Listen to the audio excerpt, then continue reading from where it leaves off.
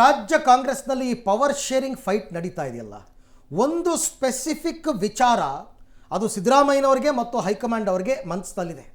ಮಾಡೋದೇ ಆದರೆ ನಾಯಕ ಬದಲಾವಣೆಯನ್ನು ಯಾವಾಗ ಮಾಡಬೇಕು ಮತ್ತು ಯಾಕೆ ಮಾಡಬೇಕು ಅಂತ ಹೈಕಮಾಂಡ್ ಮುಂದೆ ಆ ಡಿ ಫ್ಯಾಕ್ಟರ್ ಇದೆಯಂತೆ.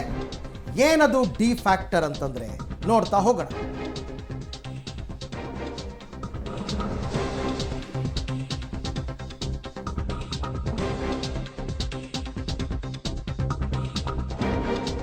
ನೋಡಿ, ರಾಜ್ಯ ಕಾಂಗ್ರೆಸ್ನಲ್ಲಿ ನಾಯಕತ್ವ ಬದಲಾವಣೆ ಮತ್ತೊಂದು ಮಗದೊಂದು ಏನೇ ಆಗೋದಿದ್ರು ಡಿಸೈಡಿಂಗ್ ಡಿಸೆಂಬರ್ ಅಂತ ಹೇಳ್ತಾರೆ. ಅದೇ ಡಿ ಫ್ಯಾಕ್ಟರ್.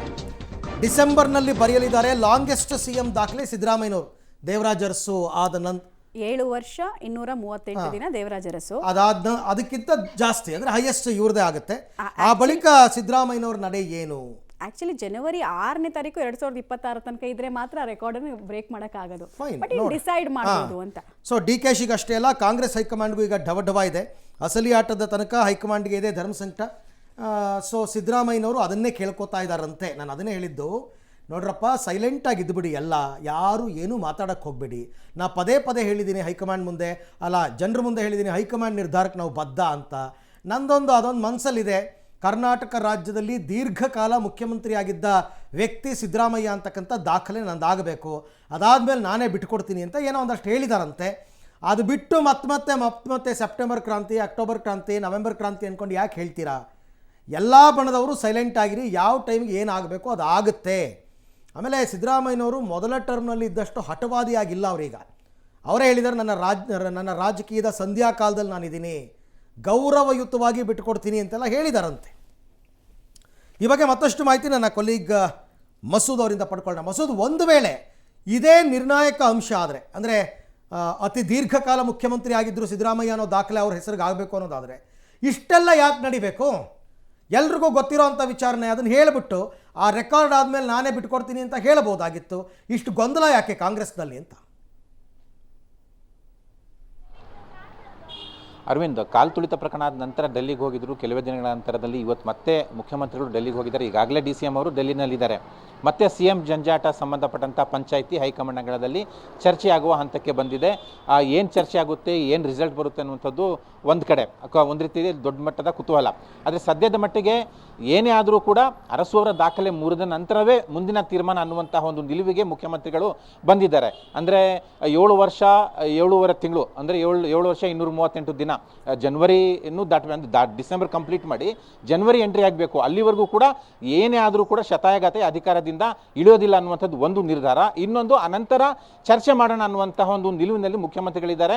ಈ ಒಂದು ವಿಚಾರ ಇವತ್ತು ಡೆಲ್ಲಿನಲ್ಲಿ ಹೈಕಮಾಂಡ್ ಜೊತೆ ಮುಖ್ಯಮಂತ್ರಿಗಳು ಚರ್ಚೆ ಮಾಡ್ತಾರಂತ. ಜೊತೆಗೆ ಪದೇ ಪದೇ CM ಹುದ್ದೆ ಜಟಾಪಟಿ, ಅಧಿಕಾರ ಬಿಟ್ಟುಕೊಡ್ತಾರೆ, ನಾಯಕತ್ವ ಬದಲಾವಣೆ, CM ಬದಲಾವಣೆ, ಈ ವಿಚಾರಗಳಿಂದ ಸರ್ಕಾರದ ವರ್ಚಸ್ಸಿಗೂ ಕೂಡ ಒಂದು ರೀತಿಯಲ್ಲಿ ದೊಡ್ಡ ಮಟ್ಟದ ಪೆಟ್ಟಾಗಿದೆ. ಒಂದು ಕಡೆ ಗ್ಯಾರಂಟಿಗಳ ಲಾಭ ಸರಿಯಾಗಿ ಸಿಗ್ತಾ ಇಲ್ಲ, ಇನ್ನೊಂದು ಕಡೆ CM ಹುದ್ದೆ ಜಟಾಪಟಿ ಒಂದು ರೀತಿಯಲ್ಲಿ ಮುಜುಗರ. ಇದೆಲ್ಲವನ್ನು ಕೂಡ ಹೈಕಮಾಂಡ್ ಜೊತೆ ಚರ್ಚೆ ಮಾಡಿ ಒಂದು ತೆರೆ ಎಳಿಬೇಕು ಇದಕ್ಕೆ ಅನ್ನುವಂತಹ ಒಂದು ನಿಲುವಿಗೆ ಮುಖ್ಯಮಂತ್ರಿಗಳು ಬಂದಿದ್ದಾರೆ ಅಂತ ಕೂಡ ಚರ್ಚೆ ಆಗ್ತಿದೆ. ಹಾಗಾಗಿನೇ ಇವತ್ತಿನ ಹೈಕಮಾಂಡ್ ಜೊತೆಗಿನ ಮುಖ್ಯಮಂತ್ರಿ DCM ಅವರ ಚರ್ಚೆ ಬಹಳ ಮಹತ್ವ ಪಡೆದುಕೊಂಡಿದೆ. ಆ ಅರಸು ದಾಖಲೆ ಮುಗಿದ ನಂತರ ಮುಂದಿನ ಮಾತುಕತೆ ಅನ್ನುವಂಥದ್ದು ಒಂದು. ಆ ನಂತರ ಅಂದರೆ ಈಗ CM ಹುದ್ದೆ 2.5 ತಿಂಗಳು ಮಾತುಕತೆ ಆಗಿರುವಂತಹ ಸಂದರ್ಭದಲ್ಲಿ ಇದ್ದವರು 3, ಒಂದು ಹೈಕಮಾಂಡು, ಮುಖ್ಯಮಂತ್ರಿಗಳು, ಉಪಮುಖ್ಯಮಂತ್ರಿಗಳು. ಹಾಗಾಗಿ ಇದು ಬಹಿರಂಗವಾಗಿ ಯಾವುದೇ ಕ್ಲಾರಿಟಿ ಯಾರಿಗೂ ಕೂಡ ಸಿಗ್ತಾ ಇಲ್ಲ. ಈಗ ಮತ್ತೆ ಅವರೇ ಮತ್ತೆ ಮಾತುಕತೆಗೆ ಬೈಠಕ್ ಮಾಡ್ತಾ ಇದ್ದಾರೆ.